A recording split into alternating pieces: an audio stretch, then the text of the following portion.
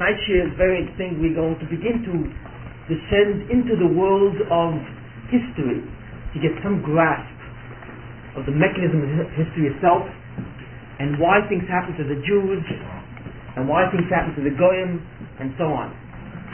And we're going to begin to delve more deeply into the actuality of history. Up to now we've been discussing a lot of critical theoretical principles. But tonight I'd like to discuss some specific principles. We have said that the world is essentially divided into Goyim and Yisrael, or Jews. We gave a long explanation, a very profound explanation of the reason for this, which we're not going to do tonight. That the Bnei Shalom, because of the deeds of mankind, decided to divide mankind into two different species, in essence, with two different types of nefashos, or souls. One being the Nefesh Yisrael, and the specific quality of the Nefesh Yisrael, of the neshama of a Jew, means that he retains the ability, like other Mauritian before him, to transform all physical reality into an Olam Haba. He can change the physical world and give it an eternal existence. That is the essence of a Jew. The Goy lost that ability. The ability was confiscated. And Goyim have no ability to create an Olam Haba, a future eternal life, or to transcend beyond a physical world really. Directly. So, given that division of mankind, we want to understand basically the different objectives or purpose of each particular group. And we discussed that again. And we saw essentially that the purpose of a Jew and the purpose of a Goy is in essence to acquire a certain level of Kedusha. And by acquiring that level of Kedusha, they elevate themselves to a certain extent. The Jew is supposed to acquire holiness or Kedusha. And when he acquires that Kedusha, he then procures the power to transform the world. How does he procure this Kedusha? Through the mitzvahs. The Tayyid mitzvahs, or the 650 mitzvahs, is essentially the vehicle or the instrument in which the Jew acquires an incredible amount of Kedusha. This essentially is what the Torah is all about. The Torah is the instrument which, when performed or observed, will give an individual, a Jew, the ability to create eternity. Goyim have no Torah, but they were given 7 mitzvahs. And when Goyim perform the 7 mitzvahs, they acquire also a certain level of Kedusha, albeit a very small one, which allows them to enjoy the full measure of this world, Olam Hazeh. Goyim also have the ability to go to Olam Haba. If the Jews, or rather when the Jews will have created it, Goyim have the ability, if they perform their own 7 mitzvahs scrupulously, to also participate in an eternal life, albeit in a very, very small way. There are many, many Goyim who will not have even that ability. The Ramchal says, or Moshe Chaim Luzzatto says in the Mama Ikrim, a somewhat pessimistic statement, that most Goyim will never see Olam Haba. And he says the reason for that is that unfortunately most Goyim, and look, he was talking in the 1700s, from up to this time, have committed many, many evil deeds. And the evilness of their deeds is such that they will not really see eternity. There are a certain number that will.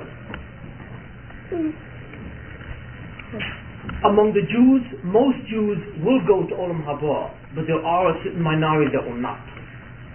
So essentially, what you see here is basically this division. Now the Goyim have their 7 mitzvahs, and with the 7 mitzvahs, the primary objective of their 7 mitzvahs really is to obtain the tov which exists in Olam Hazeh. And secondarily, they can also obtain the tov, or the goodness which exists in Olam Haba. The primary objective of the Jews is to obtain the tov, the goodness which exists in Olam Haba, the future life, the eternal life, the life which is totally spiritual. The secondary objective is to obtain the tov which exists in Olam Hazeh. So we see basically that when you look at the objective of Olam Hazeh, this world, this physical world, and Olam Haba, the future spiritual world, the Jew relates to a Goy inversely, where the primary effort of the Jew and the secondary effort of the Jew is inverse to that which is to the Goy. And as we said, this did not start out like that. There was only one man, Adam Rishon. There was no intention to divide mankind between Jew and Goy. It just worked out that way based on the deeds of Goyim. Last time we went into the definition of Kedusha, some of the particular characteristics. There are, and I'm not going to go into again, we said that Kedusha has two fundamental characteristics. Kedusha, Tferes and Oz. Tferes means beauty, and Oz means power or strength. Both of these are properties of Kedusha. We went through a whole examination of Kedusha last time, and essentially Kedusha is nothing more than the subtlety or the purity which exists at any particular existential plane. There are many existential planes in the world. Ours is a very low form, but there are other kinds of existences, not types of entities, but rather levels of existence, the way existence manifests itself, which are much more subtle than the way it is here. And the subtlety of that level of existence projects a certain purity, and that purity is called Kedusha. So that the closer you are to the source of existence, the pure or more subtle, more refined is that level of existence. What we said is that the fundamental characteristic of Kedusha is in Tferes and Oz, and that has to do with these two notions. Tferes means beauty. It refers to the fact that when one is on a higher plane of Kedusha versus a lower plane, he has a much greater ability to perceive the unity in that world. Unity meaning the ultimate laws of that reality. He's able to look into that world and see the harmony and incredible synthesis, the symmetry which exists in that world, and is able to have an aesthetic feeling from that harmony, that yichud. That's first. First really boils down to chokhmah, the ability to understand existence, to understand reality. That's what really first is. And depending on what plane of existence you are, that's how high, that's how deeper and deeper your understanding and your realization of reality is. The other quality is called Oz, which is Atzlacha, is the ability to interact with the reality and to obtain a certain amount of simcha or hanor from that reality. It is the ability to do or to be. It's the full extent of the power of realizing the capacity of that world. These were characteristics of Kedusha. And the Jews, if they would keep their Torah, if they would keep the 613 mitzvahs, they would infuse in themselves a level of Kedusha which would be extraordinary. As I've said, the level of Kedusha that they would infuse would have the ability to transform physical reality. And the first and the old that will be manifest would be awesome, an awesome amount of first knows. What is the first old? It means the ability or the power of the Jews at that point to control reality or to control the nature of the world. And the first, the ability of the Jews to understand the highest of all wisdoms would be in their hands. As I have said, today in exile we no longer have that because the Kedusha is taken from us, basically the extent that we can acquire, and therefore the Jews do not see or even experience what they can really feel and experience if they did observe the mitzvahs.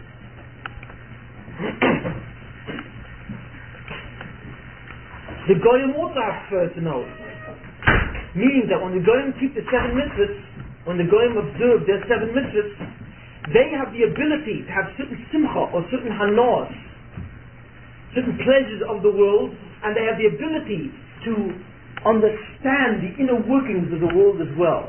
They have that ability.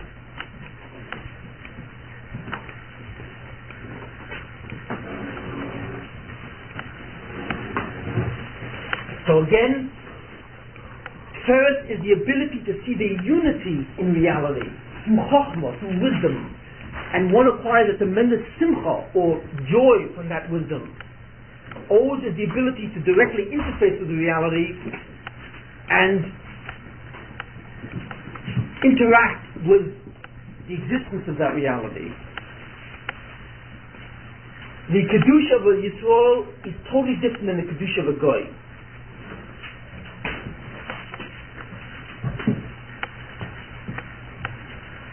The Goyim are essentially deprived Jews, because all Goyim once started out as Jews, but their neshama, in a certain sense, was completely diminished, so that it no longer had the capacity to what? To hold that Kedusha which a Jew can hold. A Goy, therefore, is an incredibly diminished Jew. Therefore, his Kedusha is incredibly diminished. Because of that, the Sultan, or the force of darkness, in essence, has a much greater control of the Goyim than it has over the Jews. In the sense that the nefesh of a Goy, or the soul of a Goy, in many ways is connected to powers of the Sultan.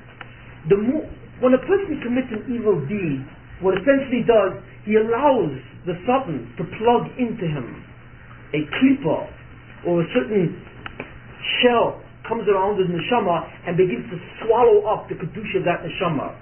If that person becomes a real Rasha, total Rasha, then what happens is the klipa, or the tumor which resides in it, almost totally swallows up the neshama permanently.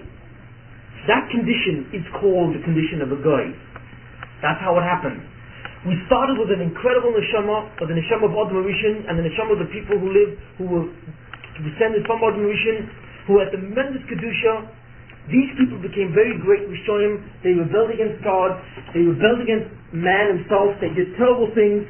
So what happened was that the evil that they did began to replace the kedusha in their own souls, so that finally their souls became so small with such little kedusha that they no longer had the ability to access Olam Haba. Most of the nefashos, most of their souls were connected then to the evil that they did. Hence, essentially, Goyim derive a great deal of their power and their ability to interact with reality from the Satan himself. That's the unfortunate circumstance of what it is. Now, we've had many shurim about that. I'm not going to elaborate on that. I'd like to go on.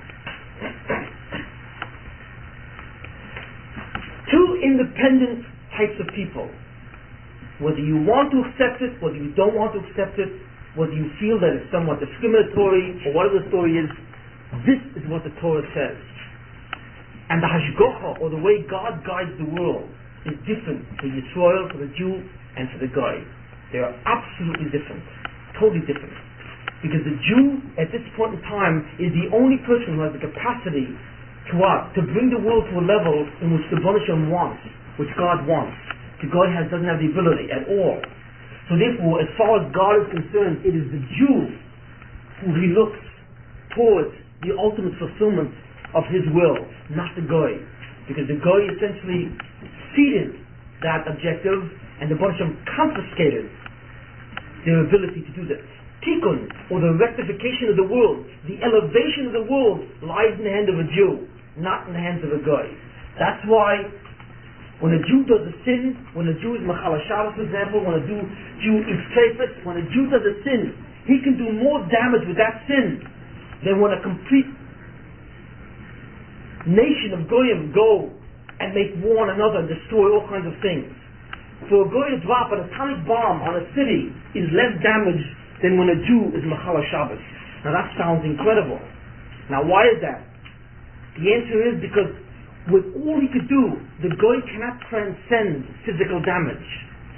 So quantitatively looks enormous. It looks like the Goy has done an incredible thing, but it's only quantitative. The Goy cannot damage anything beyond the physical. You see, the Jew can damage all the spiritual worlds.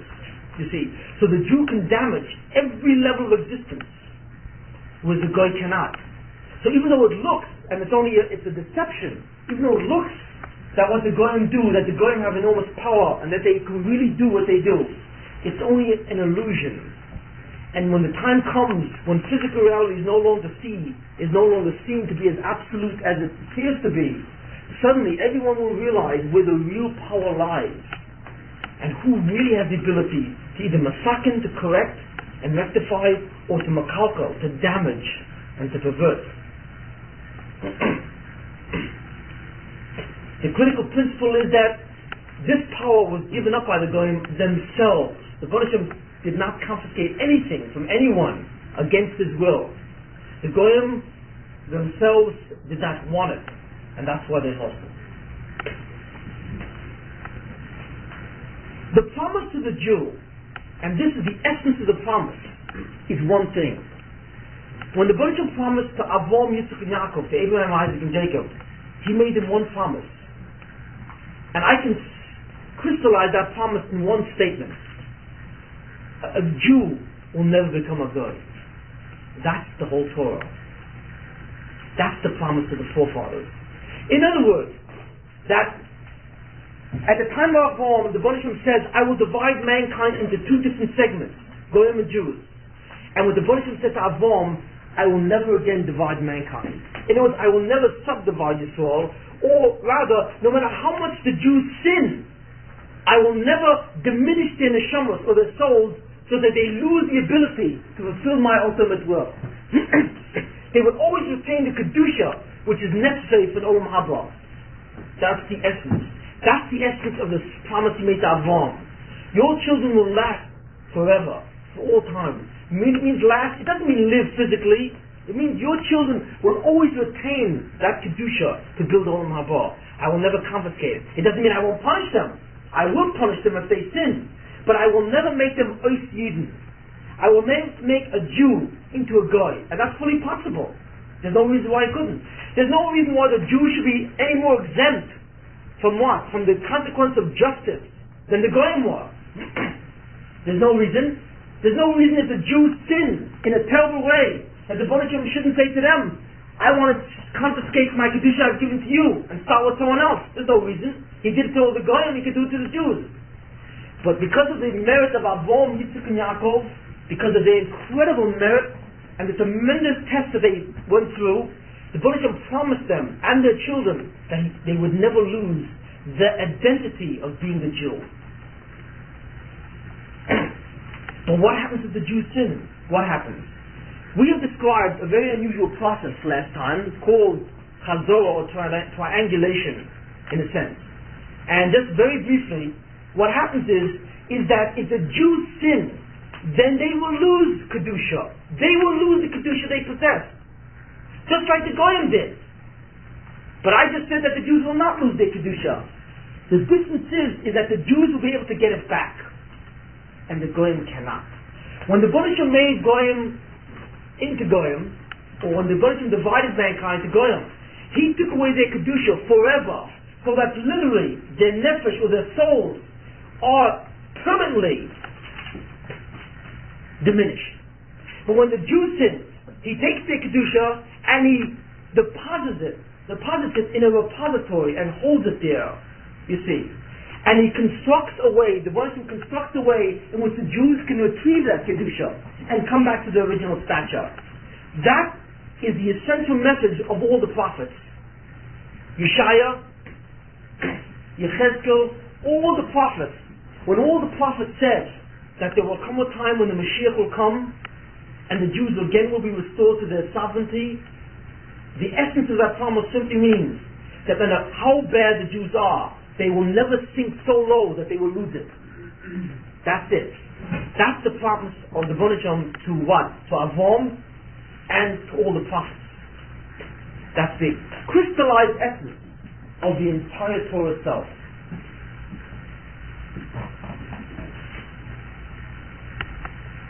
But how is that done? What is the mechanism of that? And we have discussed some of that mechanism. The mechanism is essentially a triangular kind of mechanism. How? When the Jew does a sin, when the Jews sin as a group, you see, their kedusha then is deposited with who? With the Goyim. The Goyim are the bankers. They're the bankers. But they don't own the money. They simply hold the money. And the Jews can either deposit or withdraw. How? Not at their will, but according to their deeds. So that when the Jews become evil and wicked, when they say lashon hara on each other, and they do terrible things to one another, and they refuse to obey what the Baruch Hashem says in the sense of developing a relationship with himself, when they choose to be arrogant and conceited and selfish and narcissistic and self-centered, when they choose to take on these aspects of their character, the Baruch Hashem takes away the Kedusha and gives it to the Goyim. But what does the Goyim look like when they have the Kedusha of the Jews? That's the question. What is a Goy with and without the Kedusha of a Jew? That's a fascinating question. It really is. It really is. And we're going to answer that tonight to some degree. We've answered that already to a large extent, and go on. But essentially what it is like this. A Goy by virtue of his nature can only achieve a certain level of Kedusha. He cannot go higher. But if the Goy has the Kedusha of a Jew wrapped up, deposit with him because of the evil of a Jew, he is incredibly inflated in terms of what he can and cannot do. The power and the wisdom that's given to him is far beyond what he normally should have had based on his own deeds. Before we describe his power, how does this Kedusha go back?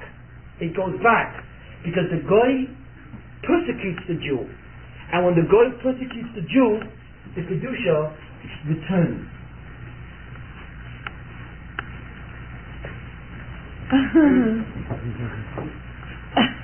This is what I'm working with tonight. Okay? That's what it is. The Jews sin, the Kedusha goes to the Goyim. Rather, what it does, it goes to the Sultan, or the Makatri, the accusing angel, or the power of that darkness. And the Sultan gives it to the Goyim, because the Goyim are intimately connected to the Sultan by virtue of their diminished state. Hence what happens is that the Kedusha of the Jews is then given to them. The Goyim then have the power over the Jews, and with that power they can persecute the Jews, which they do, and the way they've done throughout history. And what they do in that case is restore that Kedusha to the Jews. That's what happens.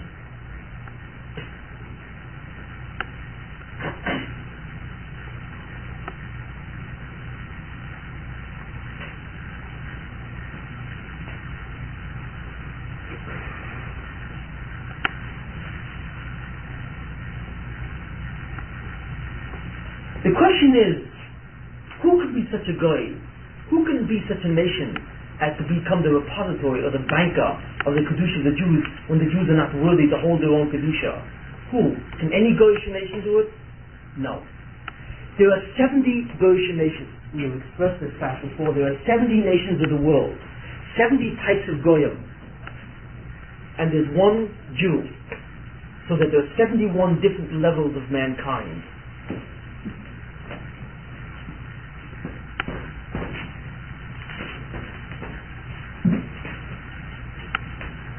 Which Goyim can become the bankers of the Jews? Which one? That's the critical question. Why is that so critical? Because the Goy that has the ability to take the Kedusha of the Jews when the Jews sin. You must remember, the Goy cannot take the Kedusha by virtue of his own will. It's impossible. No Goy can persecute any Jew to the slightest way unless he in some way has the Kedusha of that deed or the Kedusha of that Jewish nation. It's impossible. When the Jews sin, they drive away their Kedusha, and then the Kedusha goes to the Goyim. Then the Goyim have power of the Jews. This is a very, very important thing to understand. Extremely important to understand. That Goyim themselves have no power of the Jews. If the Jews have suffered at the hands of the Goyim for so many thousands of years, it's because of the power that we have given them. That's why. Not because of the power that they have taken. A Goy is an absolute cripple when it comes to a Jew. Point for point. You can't begin to compare the two, really, in terms of Kedusha. One is like a super athlete, like an Olympic runner, and the other one is like an amateur jogger. Really, when you compare the two in Kedusha. So therefore, pound for pound, there is no match. But there is a match when the Jew sins. Then he's diminished, and the Goy suddenly goes up in incredible strength. But which Goyish nation can do this? Not anyone. Which one? Which of the 70 nations of Goyim are able to be the deposit of what? Of this Kedusha. And this will tell us which Goyish nation has the ability to persecute the Jew.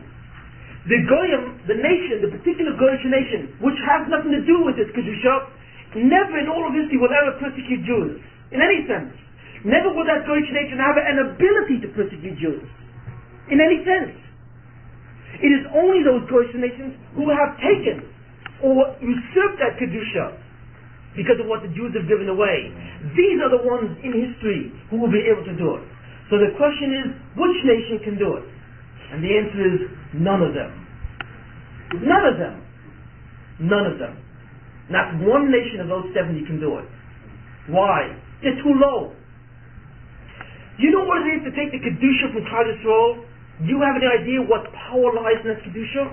This is the Kedusha which when it sits in its proper position has the ability to take physical substance and totally transform it to a physical thing.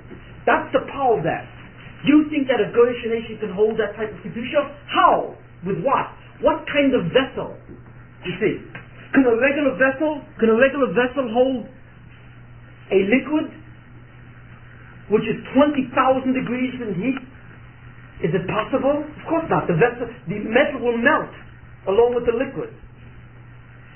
If a liquid is extremely high in temperature, you need a material or substance to be able to hold that.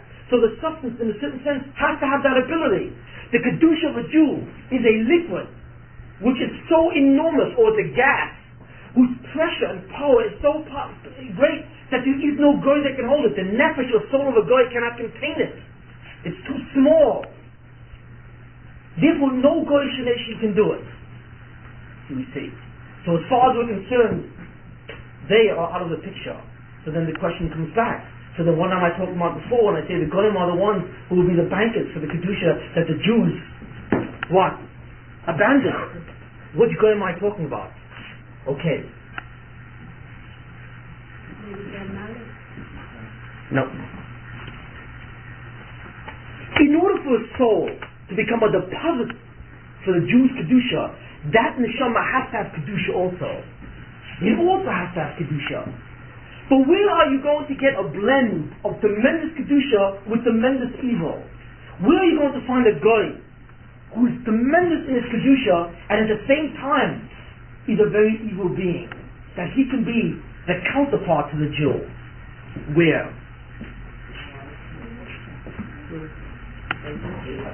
No. I can't. Let's go back. Let's go back in history and examine the ancestors of the Jews. Avram, the first forefather, he wasn't Jewish. Not in the sense that we are. But he was the substitute for Adam, the first man. He took over what Adam should have done. Okay, he had two sons, Yishmael and Yitzchak. And initially, Avram thought that the Jews, or the people that would retain this power, would come from Yishmael. And the Baruch Hashem says, no, it will come from Yitzchak. Ki b'Yitzchak yikol Lazara. Your seed will be determined from Yitzchak. You see. So then who was Yishmael? Basically.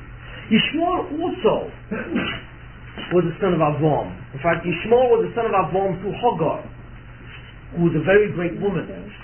But Yishmael was a Russia. He was. Later on, at the end of his life, he did tshuva. But essentially, Yishmael was a very wild person, a very big Russia. And the neshama of Yishmael is the progenitor of the neshama of all the Arabs. You see. But basically, Yishmael was a Russia. Yitzchak, his son, had two sons, Esav and Yaakov. You see. Who was the greater of the two? Esav or Yaakov? Who was the greater of the two? Esav was bigger than Yaakov. What does that mean, Esav was bigger than Yaakov? Esav was also a Russia. He was a Russia too. But do you think that Yishmael and Esav were Rishoyim and Yitzchak and Yaakov were Tzadikim? No. The truth is that all of these people had a certain specific task to do with respect to the task of a Jew called Tikkun. Yishmael and Yitzchak both had a specific task to do when it came to dealing with the Tikkun, or the rectification of the world, to elevate the world into a level of perfection. So did Esav and Yaakov. Who had the rougher job? Esav had a much rougher job than Yaakov. Why? Because what Yaakov had to do was to essentially expand Kedusha, or expand the light or the understanding of God in the world. What Esav had to do was to diminish the power of evil, or the Yetzer Hara. Who's got the rougher job? Esav has the much rougher job.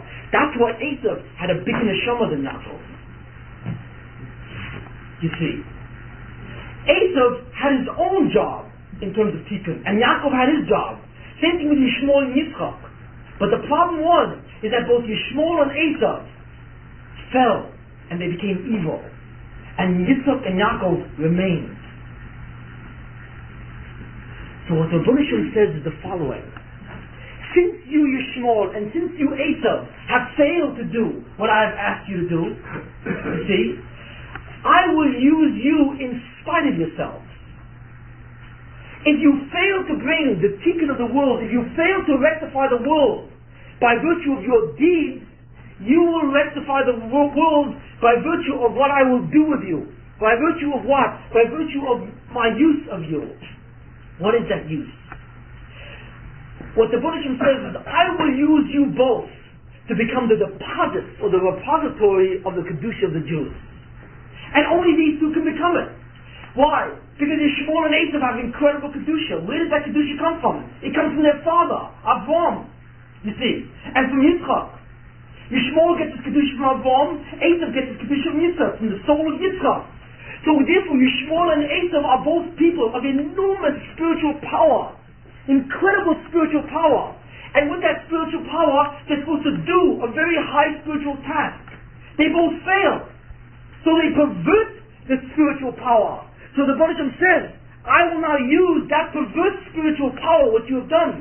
I will use your souls now as the base. You see, to hold the Kedusha for the sons of Yaakov. What does Yitzchak say? What does Yitzchak say to Yaakov? Remember, when he blessed him. He said to Esav, remember the two blessings? He said, Hakol kol Yaakov, the voice is the voice of Jacob, but Yadayim is the Esav. You remember that what? That Esav sold the birthright to Yaakov. I'm not going to go into the whole story, I'll assume that you know it. Esav sold the birthright since he was the firstborn. He had what was called the birthright. The birthright entitled them to certain inheritances and to certain spiritual potentials which were greater than Yaakov. But he didn't want it, so he sold it to Yaakov. And then later on, Yaakov took it and he wanted to get his father's blessing. But the truth is that blessing really was supposed to go to who? To Esav. So in order to do that, he had to disguise himself. You see, in a way that Yitzchak wouldn't recognize him, Yitzchak being just about blind. And I don't want to go into the whole story, but Yitzchak gave him a blessing, and it's the blessing of Yitzchak, which tells us, in essence, what Jewish history will look like to the end of time. Because what he said to Yaakov is that I see in you the call Yaakov. Yaakov will be the voice, and Esav will be the hands. What's the voice and what's the hands? Yaakov is the voice. Hakol kol Yaakov is the voice of Torah, the voice of knowledge and of learning and Kedusha. That's what Yaakov. Yaakov represents the essential pivot of Kedusha in the world, because the Jews come from him. Esav represents the hands. What do you mean the hands? Esav represents the persecutory power that will make sure that Yaakov does his job. You see. But that's only because Esav became a Rasha. If Esav had remained a tzaddik, then Esav and Yaakov together would have been the source of all Jews. Together. All the Jews would have emanated from Esav and Yaakov in a whole different way. You see. But since Esav fell and Esav refused to do it, the Jews only emanate from Yaakov. But that doesn't mean that Esav suddenly lost out or Esav is gone. He did lose out in terms of his deeds. Esav refused to what? To massacre or rectify the world according to his deeds, according to the Hanogas HaMishpah. So what the Baruch says, I will use Esav for the Hanogas HaYichud. I will use Esav as the instrument of my redemption. In other words, what God says to Esav, one way or another, you cannot defy your ultimate destiny. But either you can perform your destiny with your own deeds by being a tzaddik, and that's the Hanogas HaMishpah, or you will perform the ultimate destiny by being a Rasha, and I will use you for the Hanogas HaYichud. And Esav has the perfect neshama to hold the Kedusha of the Jews when they don't deserve it. Because Esav has incredible Kedusha that was what? That was twisted and perverted and damaged. And it's that kind of neshama, which is the type of neshama which is necessary to save the Jews. You see. The same thing with Yishmael. That's why it is Yishmael and Asa, or their descendants, who are always used, essentially, to persecute the Jews.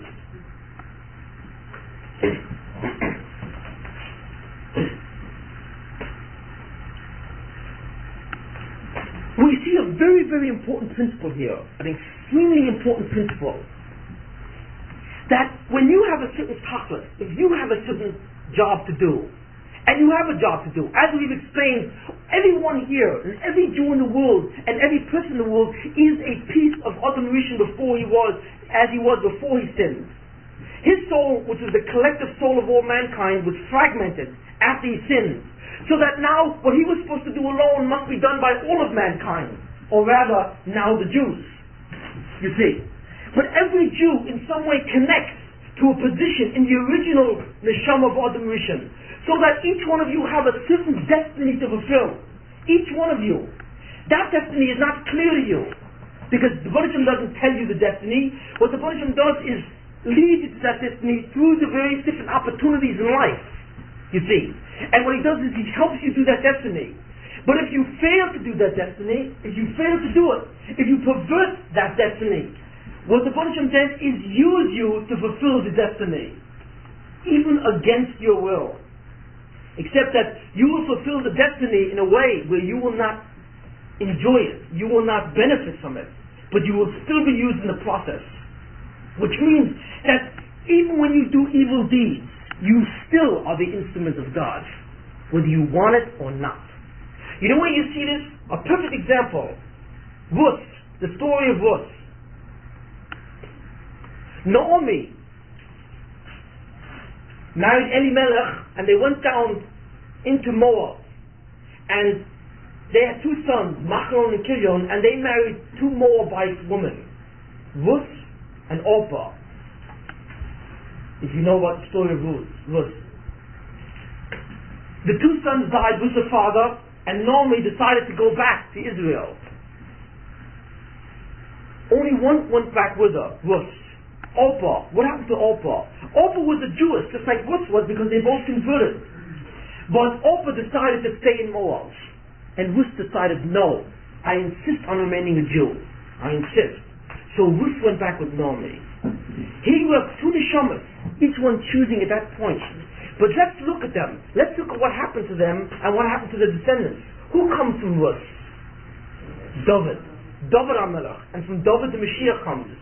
So the fact that Ruth insisted on sanctifying a neshama and retaining Kedusha allowed her to become what? The mother of the Mashiach. What about Orpah? Who comes from Orpah? Goliath. Goliath. At an important time under King David, under David HaMelech, when David fought against the Plishtim, the Philistines, who was the greatest and mightiest Philistine of all? Goliath. So suddenly, what you have are two cousins fighting with each other. Distant cousins, I admit. But cousins. One was what? The son of Orpah, a descendant of Orpah, and the other was a descendant of Ruth. Suddenly they're in battle. But how does that work? That's because Orpah gave up her Kedusha. But you can't give up your Kedusha once you have it. No way. You can't do that. But you can twist it, you can pervert it. And when you pervert it, the Baruch Hashem then uses you for his purpose. So what happened when the Jews sinned in the time of David, in the time of Shaul, the Plishtim or the Philistines was a nation that took on their Kedusha. And Goliath, or Goliath, who was the strongest one of all, had the enormous amount of that Kedusha invested in him. That's why he was so powerful and mighty. Because he had the Kedusha of the Jews in him. But Goliath was a Russia, you see. Because that neshama was twisted and perverted way back with Orpah. But Goliath was a neshama that was used in that sense. But it was too late. Because what happened? Because by that time already, the Jews already retrieved their Kedusha. So little David killed big Goliath. Or the descendant of Ruth killed the descendant of Orpah. Here you see the critical principle. You see, that essentially all of human history, as far as the Jews are concerned, is Jewish history. Because the Jews really, in one way or another, are somehow wrapped up with themselves. This is the amazing thing. The world has Jews and Goyim. But the truth of the matter is, the Goyim as we know it have nothing to do with the Jews. Absolutely nothing. And in human history, they will never interface with a Jew. Really. Who interfaces with the Jew? Twisted Jews. Goyim, who in some way are descended from twisted Jews. Those are the ones that go back and interface with Jews. And in some way, hold their Kedusha and then give it back. So therefore the Jews have insulated themselves in history. You see, we all think that it's the Goyim who are persecuting us. It is not. It is the bankers who hold our Kedushas. And those bankers all were certified originally as twisted Jews. It's a strange way to look at history, isn't it? But that's really what it is. No Jew will ever interface with a Goy, and no pure Goy who comes from the 70 nations, that is not in some way didn't come from Yishmael and Esav, will ever have the power to persecute a Jew, because it has nothing to do with a Jew. Why should a Goy persecute a Jew? How? Where does the Goy get the power from? He only gets the power because in some way he holds a piece of that Kedusha which the Jews abandoned through the Chatoim. If he doesn't hold it, there's no way that he can have anything to do with a Jew. He can't harm a hair on a Jew's head. Which means that the Goyim that the Jews interface, the exile, comes from this particular kind of scheme.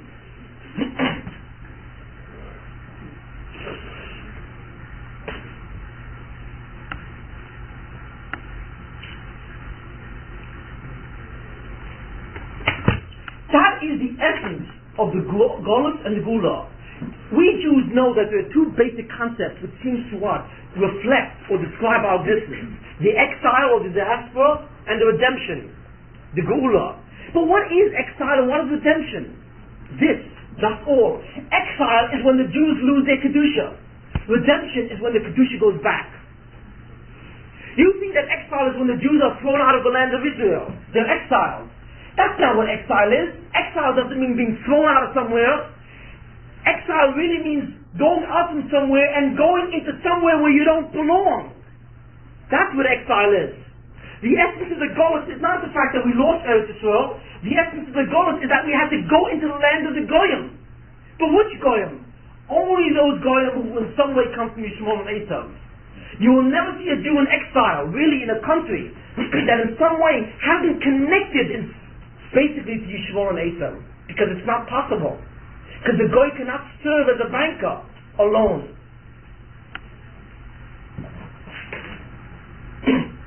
The Jews will go wherever their Kedusha is.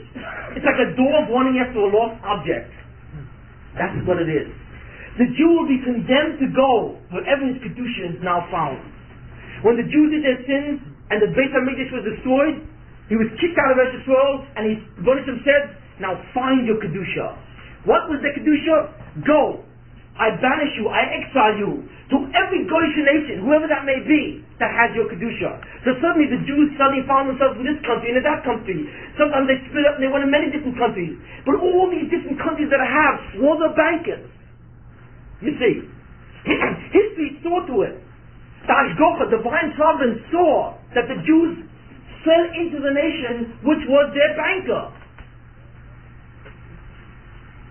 That nation then persecuted the Jews, which is the history of anti-Semitism. And as they persecuted them, they restored their Kedusha. And then the Jews went out. The ultimate redemption will come is when there is no more banking service. You see, when all the money is withdrawn and when we have it all back, presto, the Mashiach arrives.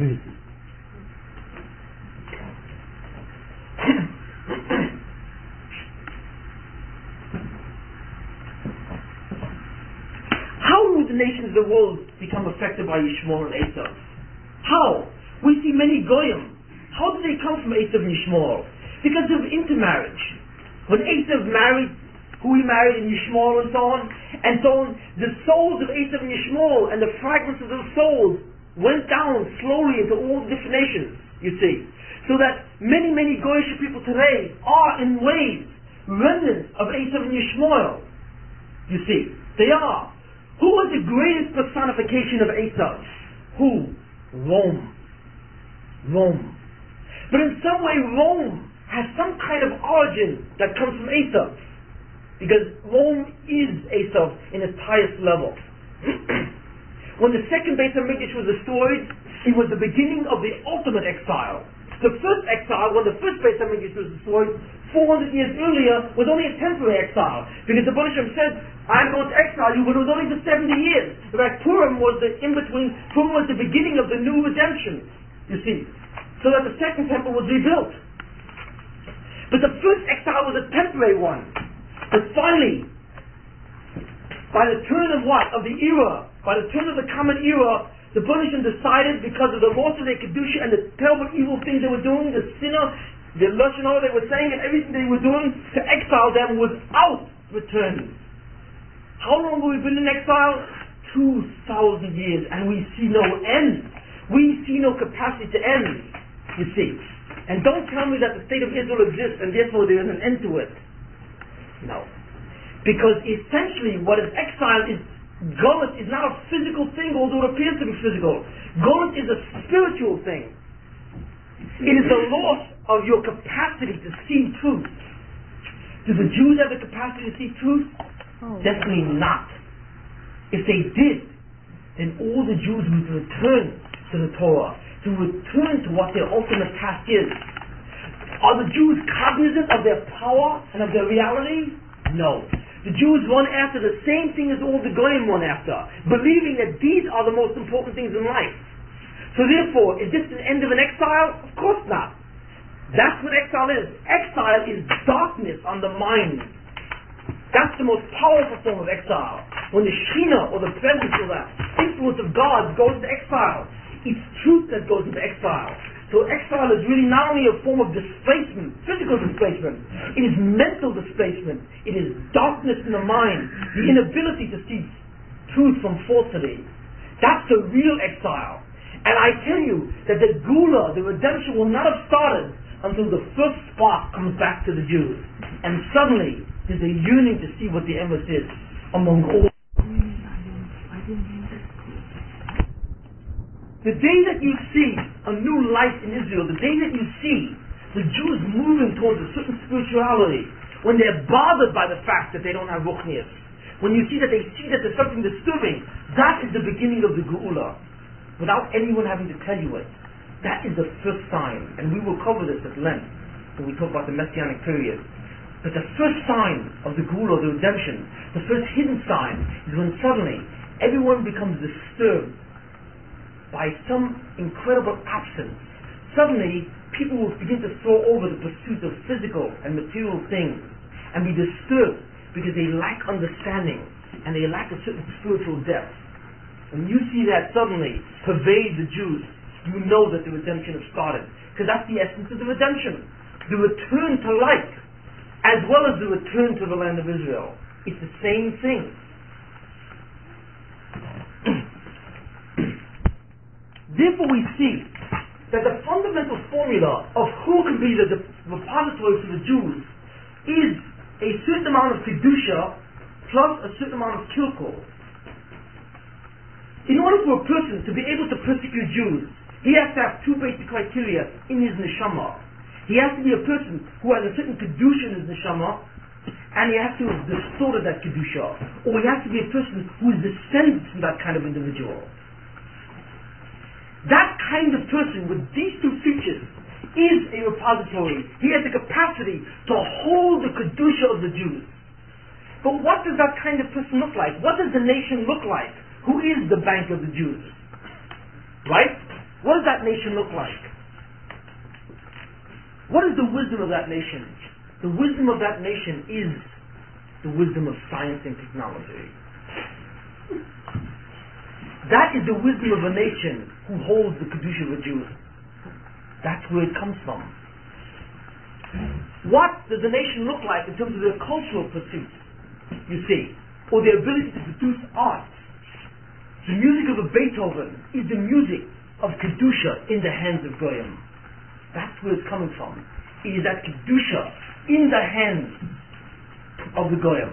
The ability to produce something which is aesthetically superior, which is aesthetically extremely superior, so that it is literally superlative, can only come from the Kedusha of Jews.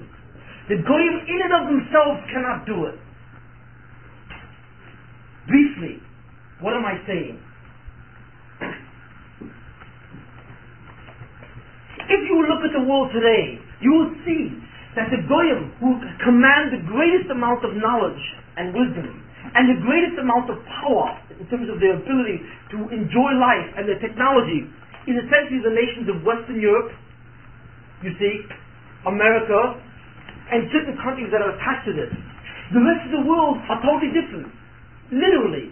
When you look at the rest of the world, when you look at Asia, or when you look at, for example, Africa, or you look at Latin America, when you look at certain continents, you can see an incredible difference in the difference between one goy and another. Why does the Banishim do that? Why is there such an incredible difference in the level of goyim? The answer is two reasons. It has to do, first of all, with the goyim themselves. In other words, of the 70 nations of the world, each one has a certain purpose, and each one has the ability, through good deeds, to acquire a certain amount of kedusha, which means a certain amount of wisdom and a certain amount of hatzlacha, or prosperity. If that goyish nation is evil, then they lose that prosperity.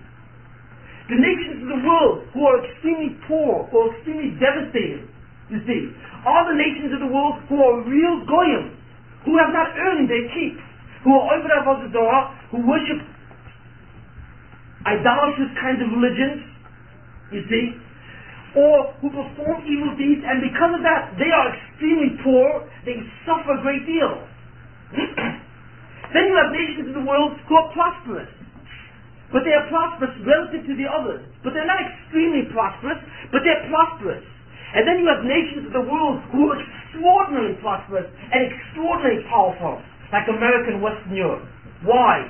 Because the nations of the world, the Goyish nations of the world, who are extraordinary in their achievements, is the extension of Esau.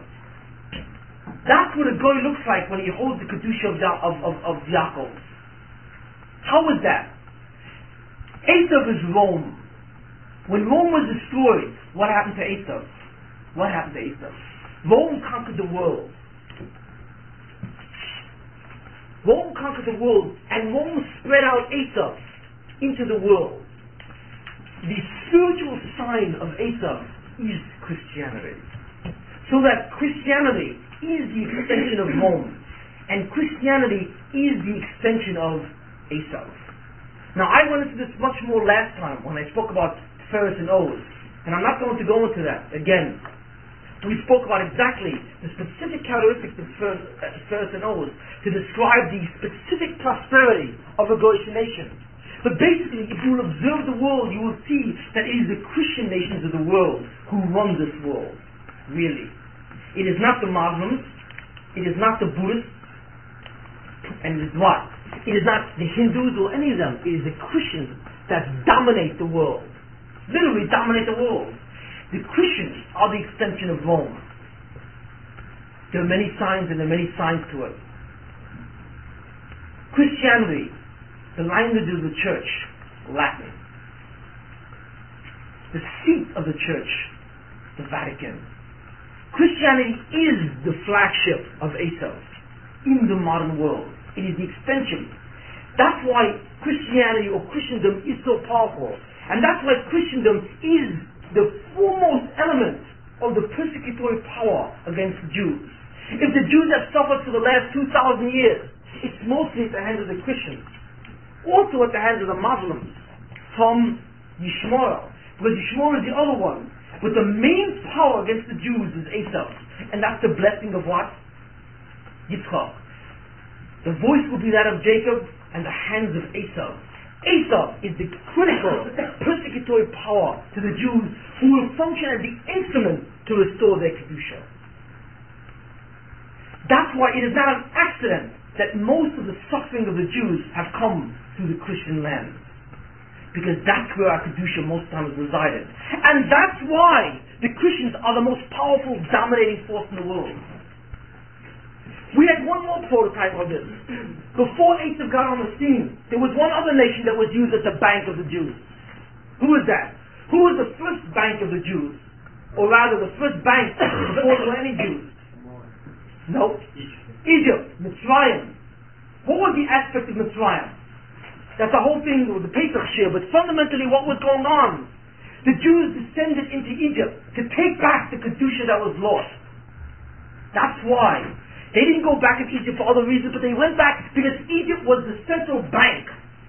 How do we know that Egypt was the central bank? Look at Egypt. Does anyone know anything about ancient history? Do you have any idea what Egypt was like in the 14th century BCE? For 1,000 years, they were the most powerful nation on earth. They were the greatest nation on earth. Their kingdom lasted for thousands of years. Thousands of years. Now that Egypt was the most powerful nation in the world in Kishon, they knew the magical rites and the art of witchcraft, which we spoke about last time, which was the power of the Kedusha in those days. You see, more than anyone else. The Talmud says that when the power of evil and the power of the witchcraft, these powers that no longer exist, were given out to the world, 9/10 of it went to Egypt. And 1/10 went to the rest of the nations of the world. Egypt was the most powerful. Egypt in its day was like America. It was a superpower like it is today. It is only a superpower which can be what? Which is the bank. You want to recognize the bank of the Jews? Look at the superpower. And you will see coincidentally that it is a superpower who is also persecuting the Jews. You see. And that's not an accident. There's essentially a reason, and that's the reason. Because you can only be a superpower if you have the Kedusha of the Jews. If not, you simply descend down to being an ordinary guy. And an ordinary guy can make it or break it on a much smaller level. That's all. They don't have the ability to achieve the hatzlacha or the wisdom and understanding on their own. Their nefashos are not strong enough for that. To do that, they have to usurp, you see, and steal the power of the Jews. And suddenly they become great in all ways. That's why if you want to know, you see, where the Kedusha of the Jews lies, really, it lies on Wall Street. It lies in the most beautiful things that the Goyim can produce. That is the Kedusha of the Jews in the hands of the Sultan.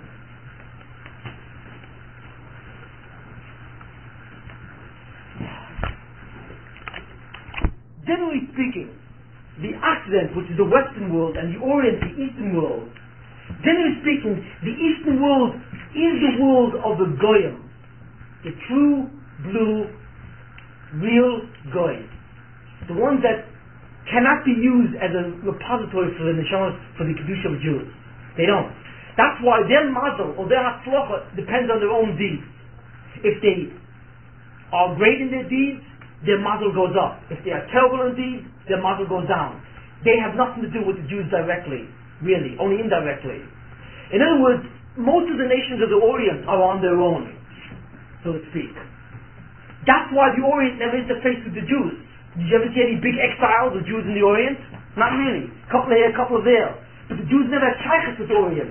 Because the Orient is composed of the real old-time Goyim, I use that expression, and their mazel is their own. They're on their own. The hashgacha which God controls the world of the Goyim, is a separate hashgacha. It has to do with their own deeds. But the hashgacha of the Occident, of the Western world, is not dependent on their own. It is dependent on their own in certain ways, but fundamentally it's the Western world which the Jews interface with. Why? Because it is the Western world who are the descendants of Esav and Yishmael. Really. Hence, they must interface with the Jews, because they are being used as an instrument to save the Jews, even though they don't know it. That's why they're so inflated in terms of their incredible prosperity, and their incredible power, and their incredible science and technology. It's awesome what they have. But that power that they have is Jewish Kedusha in the hands of the Sultan. What would that Kedusha look like if it was not in the hands of the Sultan? It would be staggering. And it wouldn't be that the Jews would become the greatest scientists of the world, or the greatest engineers. That's not what it is. When you take the Kedusha, which is in the hands of the Jews, and you put it in the hands of the Goyim, you get the greatest science and technology, the greatest art, and the greatest music. You get the greatest of all this, you see. Who are the greatest musicians in the world? Which country? Germany, you see. And Germany is classic Esav, close to Amalek, and we'll get into that. Why is it the Germans, who are essentially a debased people when it comes to their nefesh? Why? Why did they have produced such incredible things? You see, how can the neshama of a German, really, your classic German, who is the critical instrument against the Jew, and we will talk about that, Amalek, who is the greatest of all persecutors against the Jew, and the Germans are, in many ways, the sons of Amalek and the deepest sons of Esav. But if you look at, these are the most debased when it comes to Ruchnius. They're the most evil. They can kill you as quick as look at you. The Nazis. I mean, it's like a total animal look. You see. How can such a person, who is not even a human being really, in any measure of words, be responsible for the greatest wisdom and music and culture? How? Where did it come from? The Jews. That's where it is. That's how on Esav and how on Amalek, who is the lowest of all neshamas, and who should have no kedusha, is the highest of all nefashos, because they live on borrowed kedusha. What is the essential principle here? The essential principle, as we said, is retrieval. The Bonisham wants to see to it that the kedusha that the Jews lose because of their sins is retrieved. And what he does is he creates a banking system called Goyim, or to hold the kedusha and then persecute the Jews and give back their kedusha. That's how it works. Okay? Who can qualify to be such a goy? Not one of the 70 nations, but rather a goy who in some way is a descendant from the neshama or nefesh of Esav or Yishmael. That's all. Only them.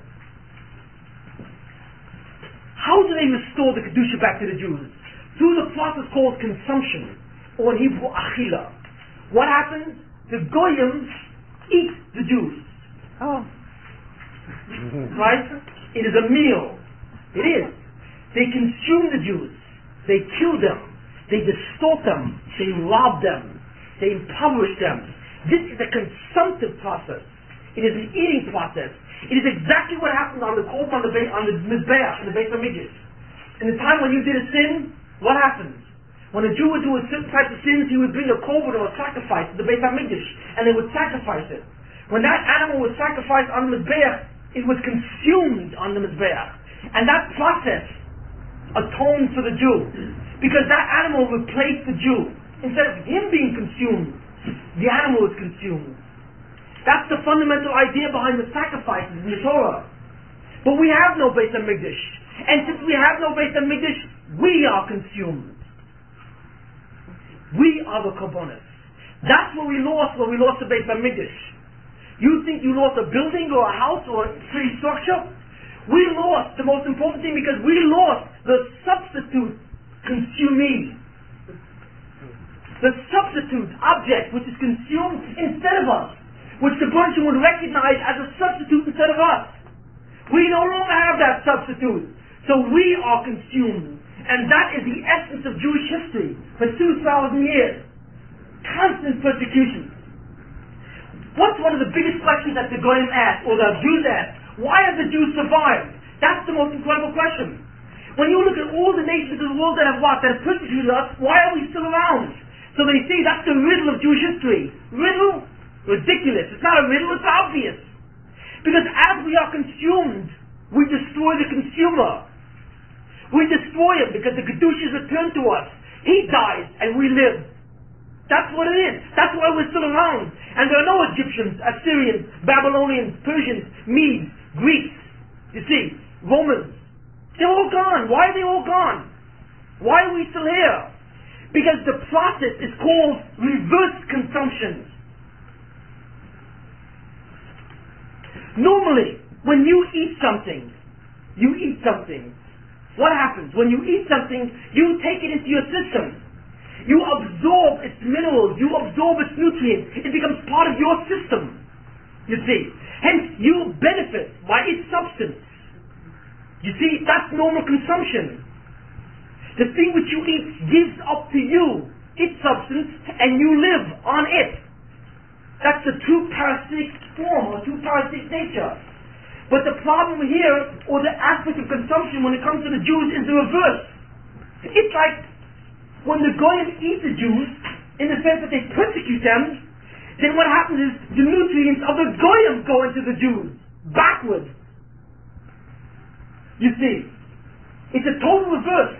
That's why the essence of human history is contained in the idea of reverse achilo, or reverse consumption, where the object which is eaten impoverishes the one who eats. Logically, it's the reverse. It's the one who eats impoverishes or absorbs that which is eaten. But when it comes to the Jews, it is totally the reverse.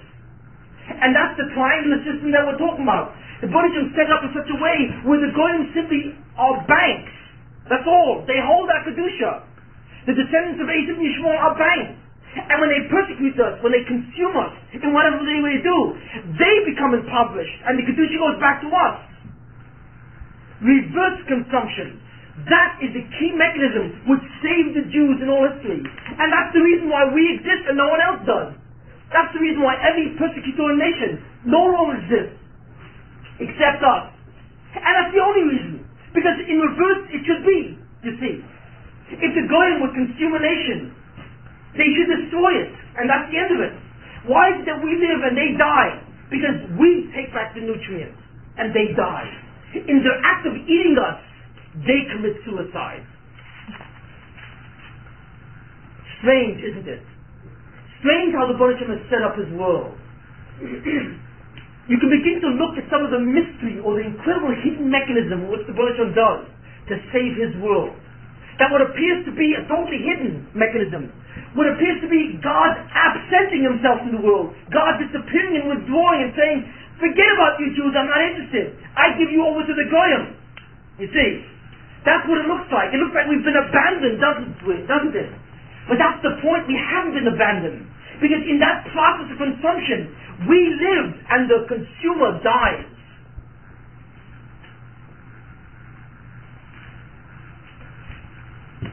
What about Goyim? When they fight with each other? What happens when two Goyish nations have a war with each other? What kind of consumption is? For example, let's say Britain and France have a war. Or Britain and India have a war. Okay? And Britain wins. What happens? What happens to the power of India, or the Kedusha which lies in that nation? After the British have conquered it, who has it? The British. Because when it comes to one goy to another, it's regular consumption. The oichel, or the one who eats, consumes the object which is eating, and he absorbs it, and he holds it, and it's his. So when it comes to the goyim into themselves, when goyim fight among themselves, the one who wins is the one who survives, and the one who loses is the one who dies. But with the Jews, it's reversed. When the goy wins, he dies, and when the Jew loses, he wins. The rules are changed, and that's the promise of Avram. That's the promise of the Baruch Hashem when he said to Avram, I will change the rules. You see, no one will be able to eat the Jews and live. That's the curse upon all Goyish nations. Every Goyish nation who tries to eat the Jews has simply eaten a piece of them, you see. Even Hitler, with the whole Third Reich, who said that I have the final solution and I will liquidate all the Jews. There are Jews today, but there is no more Third Reich. Because that's the principle.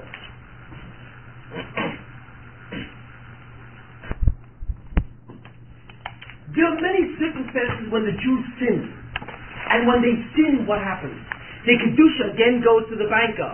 Let's say that that banker is a division of Esav, number 3. Their Kedusha then goes to number 3, who is one of the nations that have descended from Esav, you see.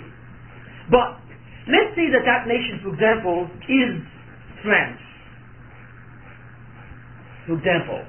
But for some reason, or rather, let's say, for example, okay, it's France, but for some reason, the Jews cannot interface with France, which means that for the Jews to get back their koyach, for the Jews to get back their kedusha, they would have to what? To enter into France and be persecuted by them, wouldn't they? And then slowly, France would yield its kedusha, wouldn't it? But there are certain reasons why that's not possible, so the Jews cannot go into France. So what happens is, the Jews, for example, can only go into England. So England must in some way get the Kedusha of France. So what happens? England goes to war with France and wins. England swallows the Kedusha of the Jews in France, and now England is the banker. The Jews then descend into England, subject to their persecution, and take it back. You see the scheme? It is a very intricate thing. Nobody knows all the laws and principles which govern this mechanism. But essentially that's what it is. There are always two basic principles involved. The interface between the Jew and the Goy, and the interface between the Goy and the Goy. You see, when Goyim interface with each other in conflict, you see, the entire purpose is simply to absorb Kedusha from one to the other. It's like volleyball in a sense. Or what do they call it? Pass along the ball, you see. That's really what it is. One Goyish nation has the koyach of the Jews in it. But the Jews, for certain reasons, cannot interface with that nation. So that Goyish nation must pass along its Kedusha, you see. So what happens is, wars happen, and Goyim go to war. Incredible conflicts. Many, many conflicts. Until finally, the Kedusha descends into a nation which then can interface with the Jews. And suddenly you find the Jews are exiled into that nation, or some strange thing attracts them to that nation. And then what happens? That nation persecutes the Jews. If you will examine this, you will see many, many times this scenario, you see. Many times. There are many times nations who are friendly to the Jews, you see. But what happens is that nation goes to war with another nation, and it wins against that nation. And then suddenly that nation turns around and persecutes the Jews. It's almost as if that nation would not be able to persecute the Jews because they had no reason. They didn't have the Kedusha of the Jews. So they first had to conflict with another Jewish nation and dominate them. And then, now that they hold the Kedusha of the Jews, suddenly they hate the Jew.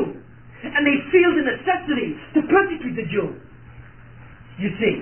Strange how these things work out. Very strange. But that's the sense of the history. Goyim who war against other Goyim, the incredible conflicts that you see among Goyim all the time, are nothing more than constantly shifting the Kedusha from one nation to another. That's essentially what it is. Constantly in this way. All the Western nations constantly fighting with each other. France and England and Spain and Holland, throughout all the thousands of years, or the last 1,000 years, it simply equates to shifting certain types of Kedusha, you see. And the reason is, and it follows the principles of forward or regular consumption, where the Goyish nation which wins acquires the Kedusha of the nation which loses. That's normal consumption. But finally, the one who wins then becomes the ultimate what? Messenger for the Jews. And then the Jews suddenly find themselves in that nation, or suddenly that nation begins to develop anti-Semitic feelings, and before you know it, there's a whole anti-Semitic program with pogroms and everything against the Jews. Up to a certain point in time. When what happens? When the Kedusha is returned, then the Jews suddenly begin to leave, or they're able to leave, and that Goyish nation dies, or suddenly fades out of history. Spain was the greatest nation in history in its time. It was. In the 13th, 12th, 13th century, Spain was the might of Europe, not England or France. It was the Spanish Armada, it was the Spanish who conquered the New World. The Spanish and Portuguese who were the ones that were conquering the whole New World and so on, and all the advancements they were making. They were the ones, they had all the arts and sciences at that time. The English were still barbarians at that time. You see, the Druids and the Celtics. They were still into their nature worship, in many ways. But the Spanish had what? Had the culture, in many ways, of the Arabs, and the culture of the philosophers, the Moors, and the Muslims. They had many of these cultures, and they had tremendous amount of hatzlacha until they persecuted the Jews. Suddenly, what happened in the 15th century? They decided to what? Persecute the Jews and try and force them to convert. The Spanish Inquisition in 1492. What happened to Spain shortly thereafter? 1516, the loss of the Spanish Armada. You never again heard of Spain. Spain never again became a world power. Never. And then suddenly England and France went up to the forefront. Why? What caused the shifting of nations like this? What causes the shifting of nations is, as I said, is that fundamentally it relates to where the Jews are and who holds the bag of gold. That's what it is. Goyim relate to each other in passing the bag of gold. and Jews relate to the Goyim in taking back the bag of gold. That's what it's all about. And that determines the movement of all of history. And after that bag of gold has been restored, that banker goes out of business. Generally. Now there are exceptions to these rules, because there are many, many principles that I'm not even talking about tonight. Many principles that I have no awareness of.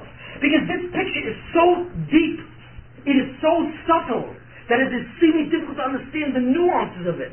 We can just barely see the outlines. And these are the outlines which determine all of history.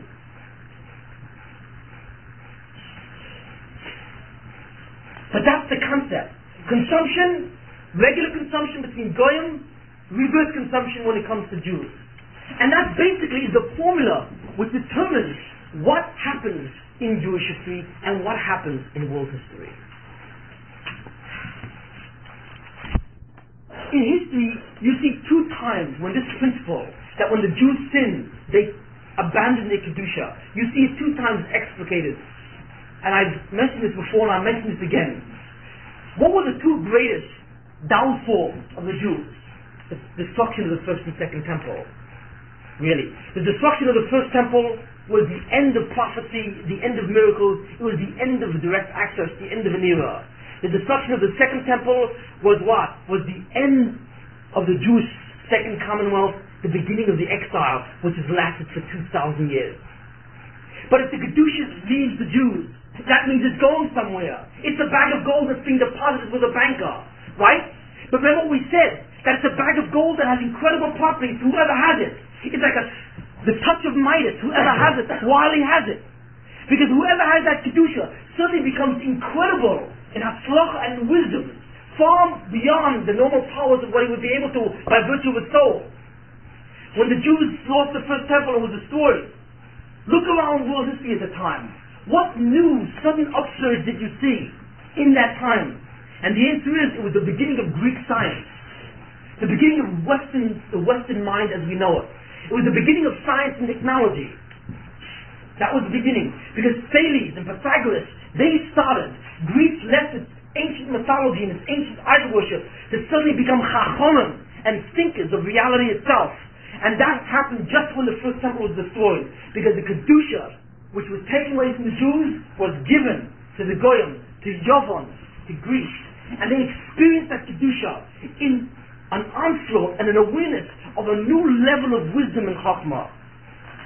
And that level of wisdom, that method which they created, which is the rational method, the intellectual method, stayed with the Goyim in Western Europe for the last 2,500 years. That's why the Western world is so great, because of the tradition of Greece. It all started with Greece. The second temple was destroyed. Again, we lost enormous Kedusha. Where did it go? What started at the same time as the destruction of the second temple? Christianity. What is Christianity? Christianity is a messianic religion. It's the Jewish religion in the hands of the Sultan. That's what it is. That's why it's distorted. It's a perverted Jewish religion. You see, there's a belief in an Olam Haba, there's a belief in the Mashiach, there's a belief in the Torah, there's a belief in everything the Jews had. The guy before Christianity never believed in these things. They never even knew about these things. They simply worshipped idols and did whatever magical rites they did. Suddenly the Goyim got into what? The Goyim got into mitzvahs, into goodness, into Bein Adam Lachareo, into Olam Haba, into Kedusha. Where did the Goyim get these concepts from? The Jews. But not directly, well, actually directly, you see. Because of the fact that Jesus and most of the apostles are Jewish. But they took the Kedusha of the Jews, you see. And therefore they created a religion which is a bastardized Judaism. It's a twisted Judaism, where the Messiah is the Son of God, not just the Messiah. Where the Christians are now the nation of Israel, and no longer the Jews. Everything was twisted, you see. But it's Kedusha in the hands of the Goyim. So essentially the beginning or the initiation of Christianity is the usurpation of the Kedusha of the Jews after the destruction of the second temple. Just like the beginning of the Western mind as we know it is the usurpation of Kedusha from the hands of the destruction of the first temple. Two of the most important revolutions in all of human history. The beginning of what?